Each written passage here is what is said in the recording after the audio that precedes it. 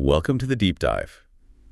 This week, we have traded the usual dense reports on global finance for something, I would argue, maybe even more complex. A modern reality universe. Exactly. We have a formidable stack of recent dispatches in front of us, breaking down everything that happened when the cameras were supposed to be off or, what's about to explode when they turn back on. That's right. Our mission today is not just to summarize the news, but really to give you the definitive shortcut to understanding the currents driving these huge reality franchises. Yeah. We're distilling, 8 major updates that really reveal the high-stakes financial pressures, the deep personal and legal costs, and just the relentless professional maneuvering that defines life for these stars. We're really trying to move beyond just the quick headlines. We want to analyze the business of casting. Who gets a diamond and who gets demoted, the unbearable intensity of private crises, and the calculated strategies these personalities use when they're negotiating their public image against their need for, a paycheck. Specifically, we're diving into the reported structural overhaul coming to the Real Housewives of Salt Lake City. Big one. Huge. And the tense, I would say, contract-driven reconciliation concerning the Real Housewives of New Jersey, the explosive details from the Summer House Season 10 trailer, and some really harrowing, serious updates involving major legal and health battles faced by Housewives alums. Okay, let's unpack this and jump right into Section 1. The roster roller coaster and reconciliation strategies. Let's do it. We are starting with a pretty comprehensive insider report that details the potential cast lineup for the Real Housewives of Salt Lake City Season 7. And while, nothing is officially confirmed by Bravo yet, we know how tightly they hold those cards. Well, yeah, until the last possible minute. Exactly. But the source gives us a really fascinating glimpse into the strategic choices that production seems to be making for the future of the show. And the biggest strategic takeaway here isn't just who is coming back. It's how the show is apparently being structured. The source suggests RHOSLC is planning to adopt the Real Housewives of Miami model, which, centers the show around a core group of full-time women, but then strategically uses several heavily featured friends to drive those secondary storylines. This shift is, I think, it's crucial, and it's a smart business move for Bravo. The RHOM model, they sometimes call it the friend of flex, right? It allows producers way more control, and it minimizes financial risk. Absolutely. You can pay fewer women that huge full housewife salary while still having immediate replacements or test subjects available if someone isn't delivering the drama. And this is critical, if they're involved in some personal legal trouble, that means you need a rapid exit. It basically future-proofs the franchise. It does, and the report explicitly names 6 women who are expected to definitely be full-time for Season 7. Okay, so who's in that core group? That confirmed core lineup reportedly includes Bronwyn Newport, Lisa Barlow, Heather Gay, Angie Katzenevas, Mary Cosby, and one entirely new cast member. Whoa, wait. Mary Cosby back as a full-time housewife after leaving mid-season in the past. Yeah, no. That speaks volumes, right? It says the network really values her unique, almost surreal, dramatic contributions. She brings an unpredictability that producers clearly feel the show needs to counter the stability of women like Lisa and Heather. But the real drama, the real meat of this report, is in the existing cast structure, specifically involving 2 of the veteran cast members. Meredith Marks and Whitney Rose. Exactly. This is the heart of what they're calling the demotion dilemma. The source strongly suggests that production is setting up a scenario where only one of those 2 women will keep her full-time status for Season 7. And the other one gets demoted to a friend role. The other one gets demoted. That is a high-stakes power play by the network. Meredith and Whitney, they've both been integral parts of the show's dynamic since the very first seasons. By forcing a competitive choice, Bravo essentially guarantees tension. But if they demote one, aren't they just signaling to both women that their roles are totally negotiable? You could lose both of them, or at least their authentic engagement. It's a calculated risk, for sure. The demotion to friend, it drastically impacts their filming schedule, their relevance to the primary storylines, and most importantly, their paycheck and their leverage for any future seasons. It's a very potent motivator for the women who do remain full-time. And to round out those reduced roles, Brittany Bateman is expected to remain a friend, along with one other newly cast friend who will be featured in that same reduced capacity. So if you look at the bigger picture, the source noted that production is deliberately bringing in this influx of new talent, both the full-timer and the new friends, because they anticipate, and this is a quote, a couple might be gone after Season 7. This isn't just casting for the short term. It's a deliberate strategy to establish a bench of strong women ready to step up if the current core either burns out, opts out, or, heaven forbid, legal issues pop up again. Exactly. They're hedging their bets against the notorious volatility of the reality star lifespan. But we have to address the persistent white noise surrounding RHOSLC. The Jen Shaw question. The continued Jen Shaw question, especially since her prison release date is rapidly approaching December 10th. Yeah, and every single time a new cast list drops, the rumors of her sensational return are immediate. But Andy Cohen, the executive producer, was absolutely definitive on his SiriusXM radio show. He delivered what you have to consider the final corporate decision on her involvement. He said, and I'm quoting here, "I just want to say once again, for anyone who is asking, she's not coming back to RHOSLC." Pretty clear. Very. And then he doubled down on that corporate commitment, adding, "I don't know that I could see Bravo working with her again." So there you go. Can we put a period on the end of that sentence? That is the network putting its foot down. It signals a major shift in Bravo's internal risk assessment, post-Scandival and post-Jen Shaw's conviction. I think so, too. While Jen Shaw would, without a doubt, bring massive ratings and intense drama, the network has made a calculated decision that the reputational damage and the bad press associated with featuring a convicted felon, especially one involved in elder fraud, it just outweighs the financial gain. It sets a new corporate standard for what is simply too far for the franchise to endorse, even for drama. Absolutely. Okay, so pivoting from Salt Lake City's structural shifts to New Jersey's relationship maneuvering. The Christmas miracle. The alleged Christmas miracle. It involves the years-long, franchise-paralyzing feud between the Gorga and Giudice families. Melissa Gorga has confirmed that she and Joe Gorga will spend Christmas at their house with Teresa Giudice and Luis Ruelas. This reconciliation, it felt so sudden, it immediately raised the question, is this real peace or are the cameras coming? And Melissa's public response, it tried to establish a boundary, but you can feel the underlying professional pressure. Totally. So when she was asked if Bravo cameras would be filming, her response was a very definitive negative. She said, "No. Bravo, where are you at?" Right. And then she added, "But it's kind of nice to do it without the cameras, I have to be honest. Because we need this time, this healing moment." Yeah. She framed it as a necessity for, genuine familial repair. But the conflict between the families was so toxic, it led to the indefinite pause of the entire show. The whole show. And this is where the deeper analysis has to begin. We have a source speaking to Radar Online who just completely throws skepticism on that healing moment narrative, claiming the entire reconciliation, quote, feels like a publicity stunt. And the motive claim laid out by this source it's pretty compelling. Yeah. They argue that Teresa, recognizing the show's professional and financial jeopardy, likely engineered the reconciliation specifically to force the show back into production. Right. The feud was so detrimental that they just couldn't film together. That led to the hiatus. So if the core conflict is suddenly resolved, then the reason for the hiatus vanishes. It's gone. And the source also backs up the skepticism with a pretty significant contract implication. They allege that the entire cast was actually released from their contracts because, and I quote, "too much time has passed and the network's contractual hold has expired." Okay, if that claim is accurate, the stakes move from high to existential for the cast. Completely. The network loses huge legal leverage when those contracts expire. They can't just dictate when and where the stars film. But on the other side, the cast members lose their guaranteed income stream and the reality TV platform.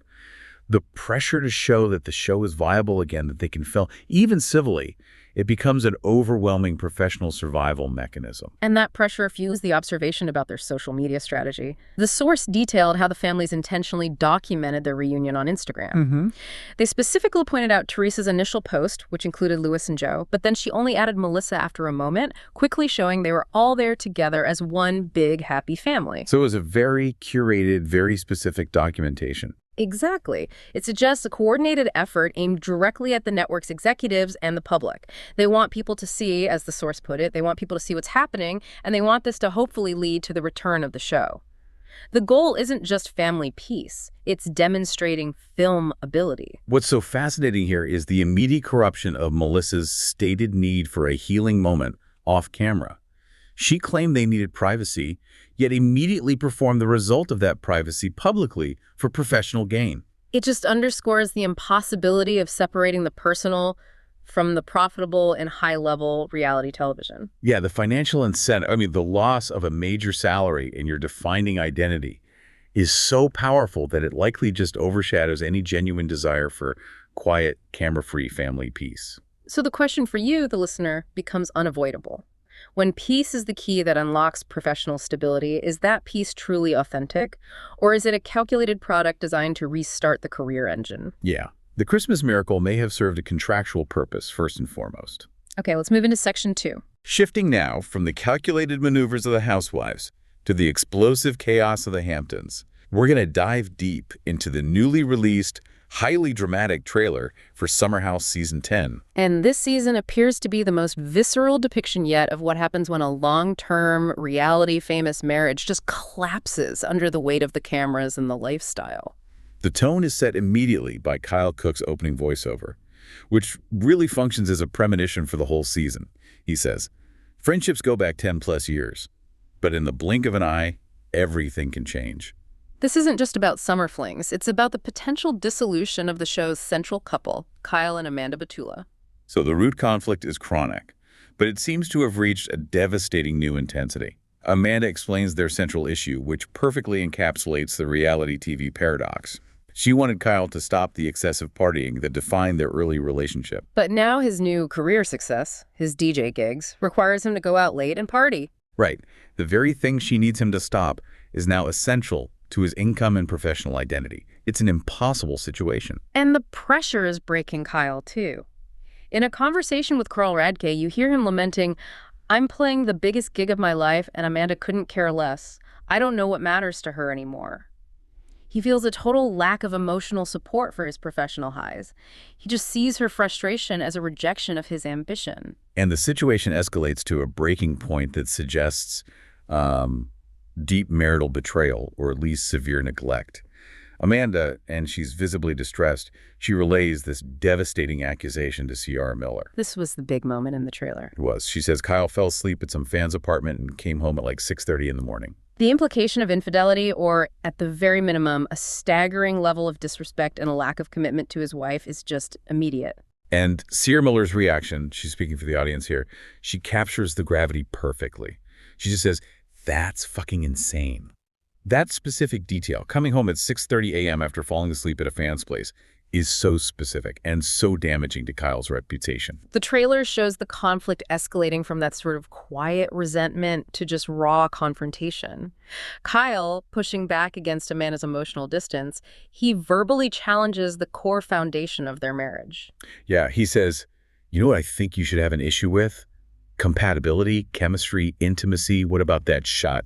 He is essentially asking if the marriage is already functionally over. And of course, the friends attempt an intervention, which is always a hallmark of a crisis in the summer house. It's a requirement. You see Ciara recognizing the need for a hard line, advising Amanda, "If you treat me this way, I am leaving." Meanwhile, Lindsay Hubbard, having been through her own intense relationship drama, she observes that Kyle and Amanda are clearly not making decisions together. They're just existing as separate entities under the same roof. And the volatility culminates in a visible, angry, physical altercation. The trailer captures Kyle yelling, "I'm fucking losing my mind," before he turns his fury toward Carl Radke, yelling, "Fuck you," as he follows Carl outside. And the clip that follows strongly implies a physical fight between the two men. This level of violence is a major escalation for Summer House. We've moved past verbal sparring into something much darker and more serious. It really reinforces Amanda's later worried comment to the cast that he's not okay. The trailer just frames the dissolution of their marriage as the structural center of the season, a devastating contrast to their wedding storyline just 2 seasons ago. The house, which is usually a place for fun, is now a stage for a profound relationship tragedy. But against the backdrop of this, Cook-Batula implosion, the producers do what producers do. They wisely flood the house with new, unattached energy. Of course. Season 10 introduces 6 new cast members to inject fresh potential and complications. Mia Calabrese, KJ Dillard, Dara Levitan, Levi Sabri, Bailey Taylor, and Ben Waddell. And the integration is swift.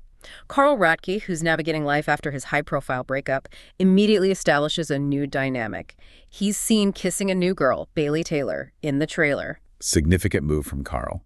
It shows him actively moving on and participating in the typical Hamptons hookup culture again. But the truly disruptive romantic tension seems to involve a newcomer, Ben Waddell, who, fun fact, previously starred on The Bachelor in Australia, and the already married Amanda Batula. Oh, wow. Ben clearly has eyes for Amanda, stating admiringly, "Amanda can walk into a room and brighten it up with her smile." And the chemistry and friction are immediately obvious.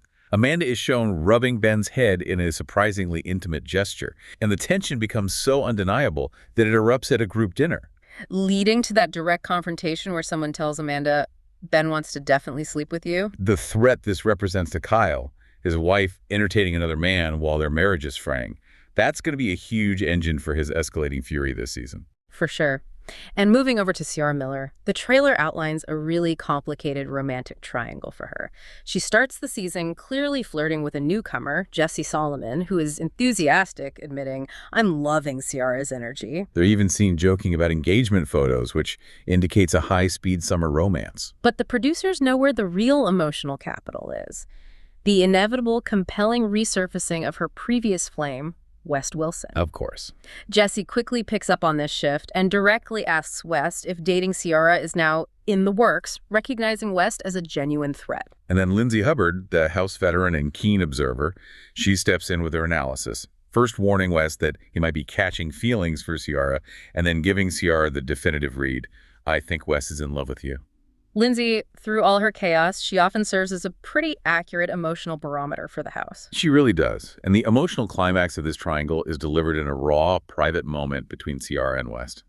Ciara admits through tears, "I do miss you." And West's reply just confirms the unfinished nature of their connection. It solidifies the emotional weight. He says, yeah, me too. How could I not? What the Summer House trailer really highlights is this contrast.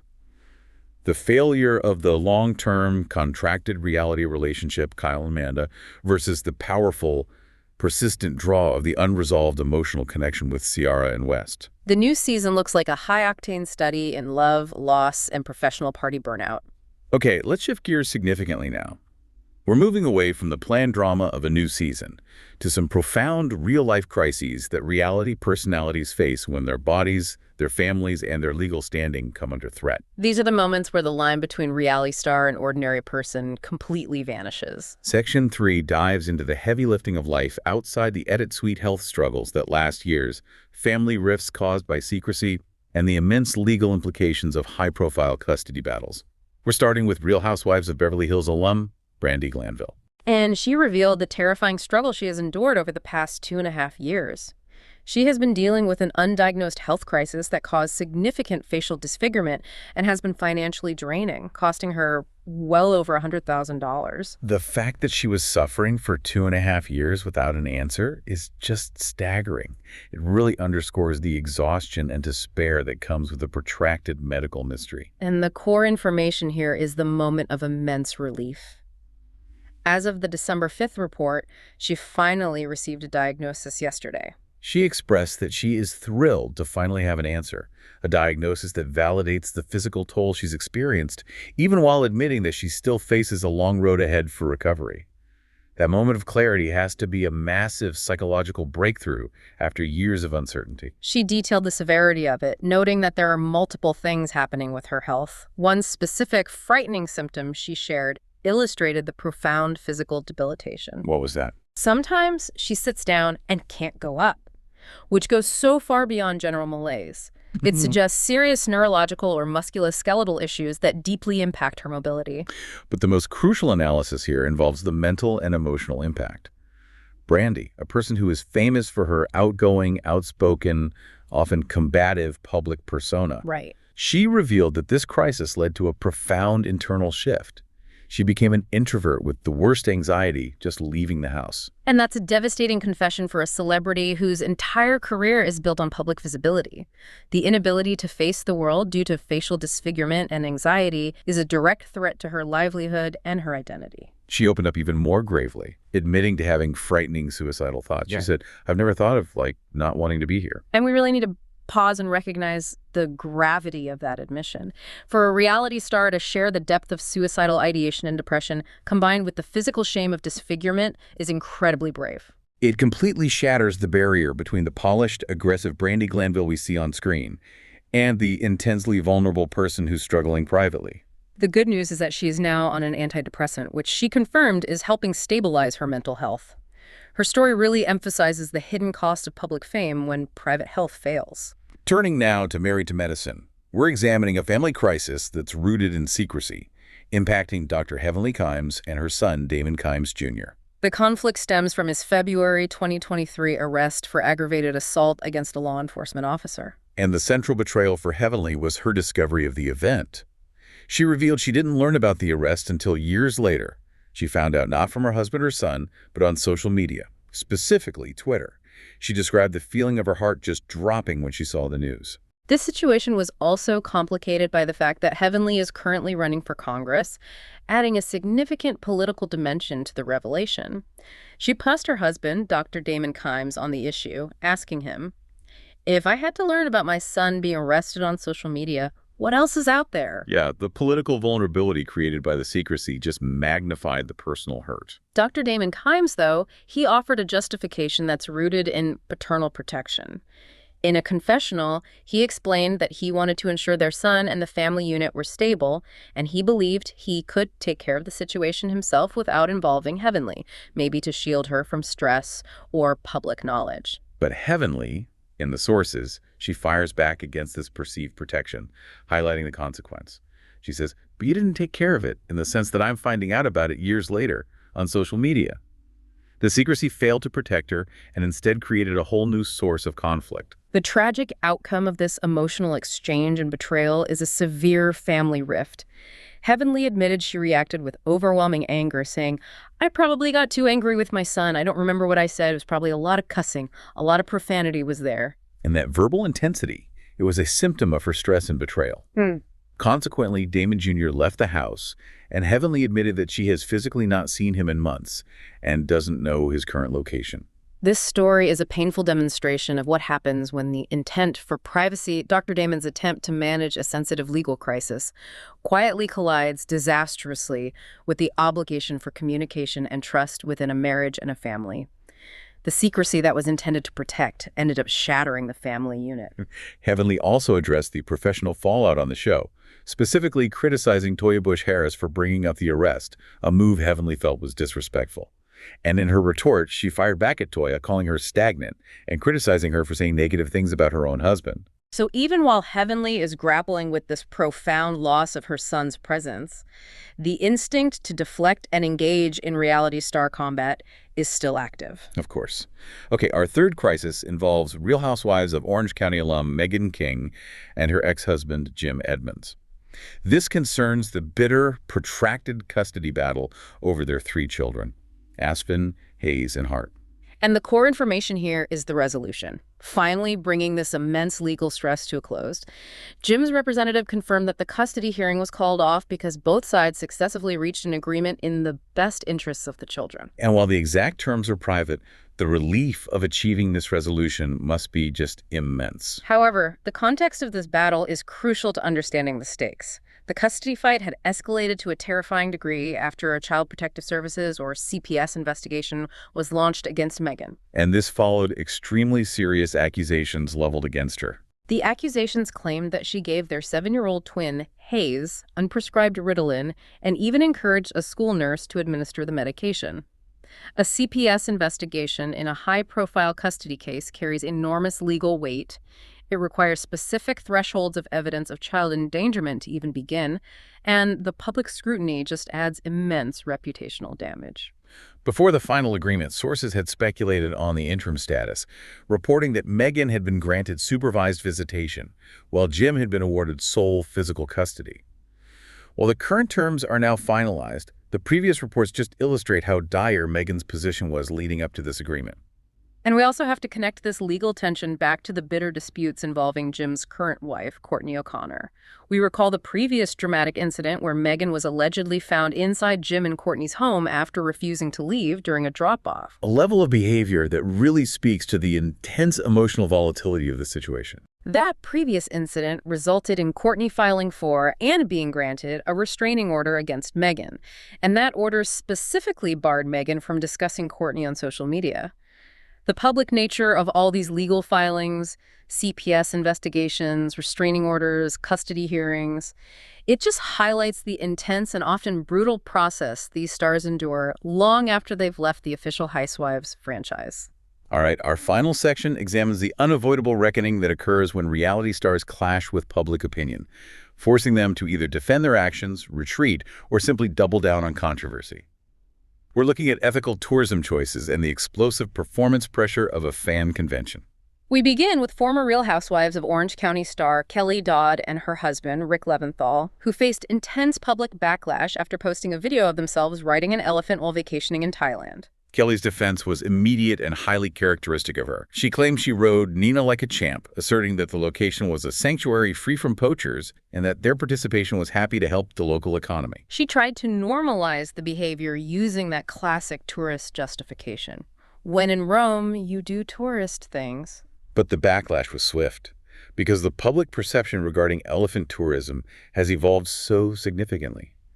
Critics immediately argued that genuine elephant sanctuaries do not permit riding. Right. They claim that the practice is often linked to allegations of animal abuse and years of torture, specifically the use of the crushing process required to break an elephant's spirit so it can be ridden.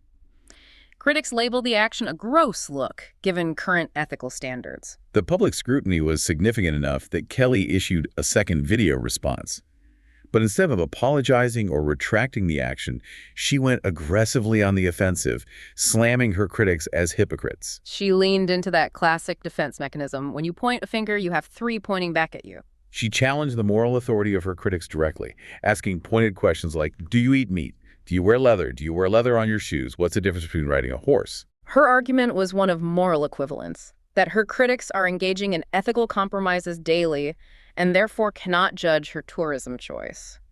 But does attacking the critics' hypocrisy actually work? Or does it just signal that the star knows they made a misstep in ethical research but refuses to admit fault? For Kelly, the goal is never admission. It's always victory in the argument. Ultimately, there was a minor pragmatic retreat. Rick confirmed they would not ride an elephant again, admitting that the experience itself was uncomfortable. But he maintained their initial justification. He stressed that they still contributed to the local economy. This maintains the core motive, that they were helping financially, while acknowledging the physical discomfort of the experience. It perfectly showcases the reality star instinct. When facing criticism, never just admit you were wrong. Instead, attack the messenger and defend the motive, even if the action itself was ill-advised. Okay, our final analysis involves that volatile run-in that occurred at BravoCon 2025. It was captured on leaked audio and video and featured Tom Sandoval, his girlfriend Victoria Lee Robinson, and Lindsay Hubbard. The clip went completely viral, but according to sources, the widespread interpretation of the event was entirely wrong. Yeah, the initial viral interpretation suggested that Lindsay Hubbard was the primary target or, victim of the confrontation, especially given the heated yelling caught on audio, including Lindsay saying, "Shut the fuck up," and Victoria shouting, "Get the fuck out." But the true story came to light through Kristen Dowd and Brittany Cartwright on their podcast, and they offered a real insider perspective. They clarified that the root of the drama wasn't Lindsay at all. It was Tom Sandoval and Victoria fighting all the time throughout the BravoCon events. From Kyle Coast's DJ set to the after parties, Tom is creating chaos with his own relationship. Lindsay's role, therefore, was not as the victim, but as the unexpected diffuser, or, as Kristen recalled, the scolder. Lindsay was actively trying to intervene in Tom and Victoria's internal fight, telling him, bro, enough, you're just making a fool of yourself and stop it. She was trying to pull Tom out of the public spectacle he was creating. And this is where the analysis gets deep into the psychology of a new life stage. Kristen Dowd specifically offered a maternal perspective on Lindsay's motivation. She explained that Lindsay, as a new mother, felt very maternal in that high-pressure moment. She felt like she had to school him as a mother. What are you doing? This is a significant thematic shift. Lindsay, who previously reveled in chaos, was trying to impose order and maturity onto Tom. This emotional context, new motherhood, changing her perspective on public foolishness, it provides accessible insight into why she intervened so forcefully. Victoria's reaction to this unwanted intervention was direct and dismissive. She walked up to Lindsay and asserted, "I don't know you." And Lindsay's self-awareness, thankfully, shone through. She confirmed to Victoria that she was completely out of my element in even having this conversation. But the point had been made. Tom was being schooled for his public behavior. The entire incident highlights the unavoidable performance pressure cooker that is BravoCon. These stars are not just celebrities. They are commodities who are constantly being recorded by hundreds of fans and industry onlookers. Their most private, heated arguments immediately become public commodities, often misinterpreted through a quick, context-free viral clip. Lindsay's intervention, though motivated by care, immediately became another piece of the drama she was trying to prevent. And that brings us to the end of this rapid yet thorough assimilation of the latest reality universe updates. We've covered a massive territory today, from the executive decisions defining the future of Salt Lake City's roster to the devastating internal conflicts in New Jersey, and the high-stakes personal battles involving health and legal custody. These sources collectively illustrate a constant and strenuous negotiation. Reality stars are continually attempting to control the narratives of their lives, trying to secure a diagnosis, resolving custody, or carving out a space for personal healing. Yet they are inevitably trapped by the insatiable scrutiny of the public eye and the network's professional needs for continued engagement and profitability. The business requires the rawest, most personal aspects of life to be monetized. Yeah. And that cyclical tension leads us directly to our final provocative thought for you to consider. We saw the Gorgajudici family, after a years-long feud that literally put their show on hiatus, prioritize a healing moment off-camera for Christmas, citing the need for privacy. Yet, the moment that piece was established, they immediately posted highly curated, strategic documentation of that reconciliation on social media, fueled by the professional need to prove to Bravo that their show is viable again. So, when public profile and personal peace are both high-value currencies in the reality world, is it truly possible for a reality star to achieve genuine camera-free reconciliation? Or does the essential professional requirement for publicity engagement inevitably corrupt the process of healing and forgiveness? What stands out to you about that inherent tension between a need for privacy and the demand for profit in the reality universe?